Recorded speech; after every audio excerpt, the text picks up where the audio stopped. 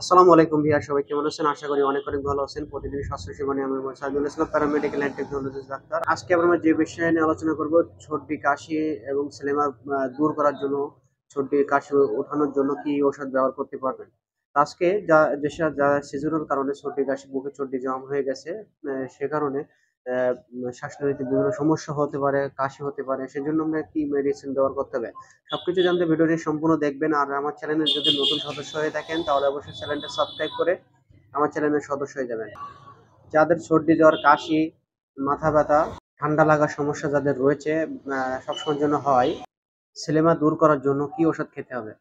আমরা BC6 এই ট্যাবলেটটি খেতে হবে। এটা জার্মানি মেডিসিন।